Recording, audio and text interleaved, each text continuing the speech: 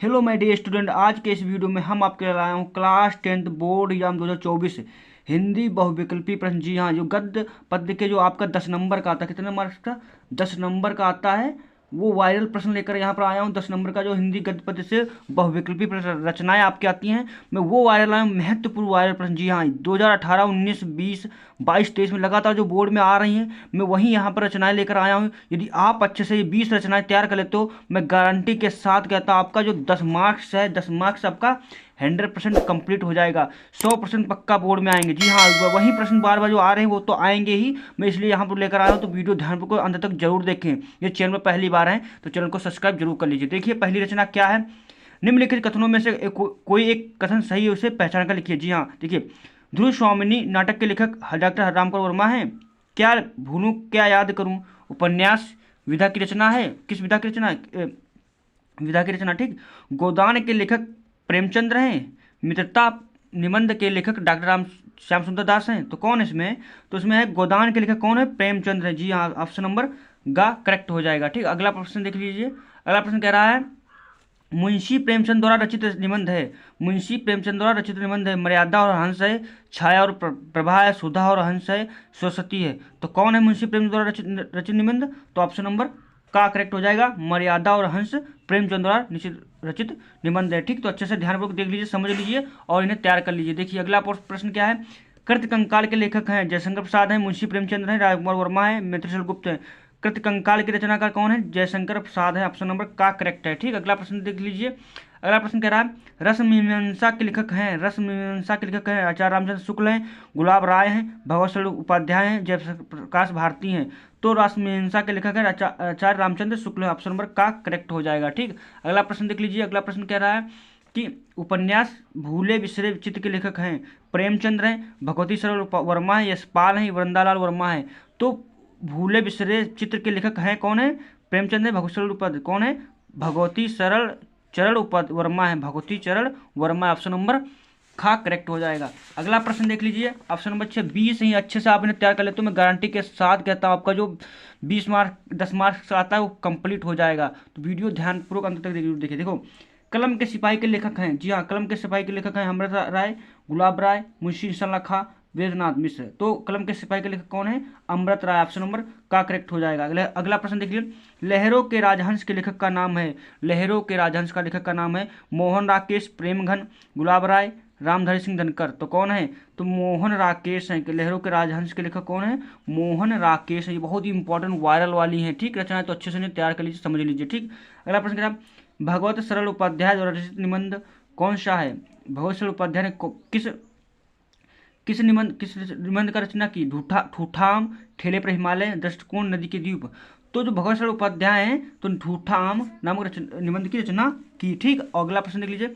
सूरज का सातवां घोड़ा हिंदी निबंध की कौन सी विधा है? सूरज का सातवां घोड़ा हिंदी साहित्य की कौन सी विधा है?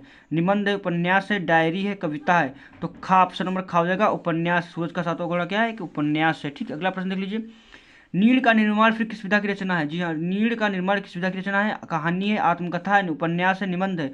तो नीड़ का निर्माण फिर किस विधा की रचना है? और आत्मकथा विधा की रचना है। अगला प्रश्न देख लीजिए।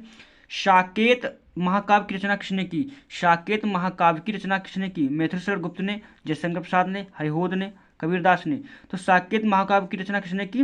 मैथिलीशरण गुप्त ने की। मैथिलीशरण गुप्त ने की। अगला प्रश्न देख लीजिए। अगला प्रश्न क्या है?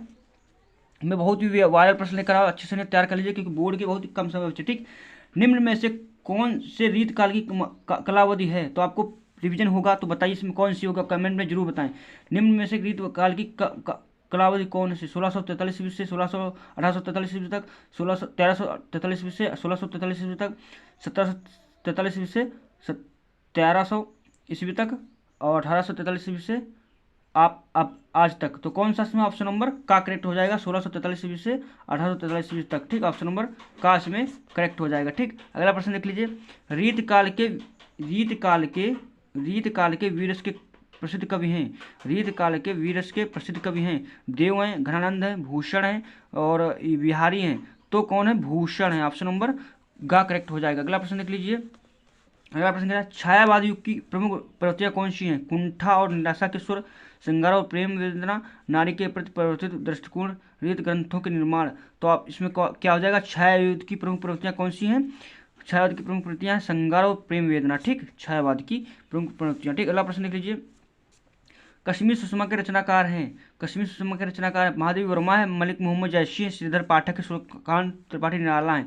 तो कश्मीर सुषमा के रचनाकार कौन है, श्रीधर पाठक है, श्रीधर पाठक है। अगला प्रश्न देख लीजिए, अगला प्रश्न क्या कह रहा है, अगला प्रश्न कह रहा है प्रकृतिवादी युग की कालावधि है 1636 ईस्वी से 1943 ईस्वी तक, 1850 ईस्वी से 1900 ईस्वी तक, 1943 ईस्वी से 1953 ईस्वी तक, 1900 ईस्वी से 1918 ईस्वी तक। तो प्रकृतिवादी युग की कालावधि क्या है, 1936 ईस्वी से 1943 ईस्वी तक, ठीक। तो क्वेश्चन नंबर 16 हो गया। अगला प्रश्न देख लीजिए, 20 नहीं है, 20 अच्छे से इनका जरूर देखिए, अच्छे से तैयार कर लीजिए।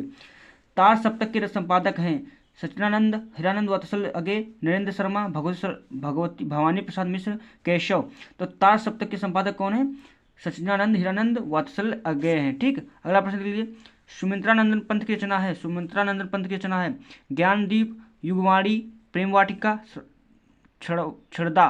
तो कौन है इसमें, सुमित्रानंदन पंथ की रचना कौन है, युगवाणी, क्या, युगवाणी। अगला प्रश्न देख लीजिए, महादेवी वर्मा की रचना है निहार, सांदगीत, युगांत, दीपशिखा।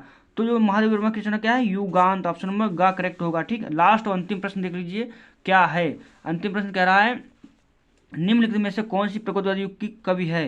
तो नागार्जुन है, त्रिलोचन है, केदारनाथ अग्रवाल है, भारतेंद्र हरिश्चंद्र है। तो क्या है, प्रकृतिवादी युग का कवि कौन है, तो उसमें ऑप्शन नंबर भारतेंद्र हरिश्चंद्र है, क्या है, प्रकृतिवादी युग के कवि। Thanks for watching this video अच्छा लगा तो प्लीज चैनल को सब्सक्राइब जरूर कर लीजिए और दोस्तों के पास शेयर जरूर करें।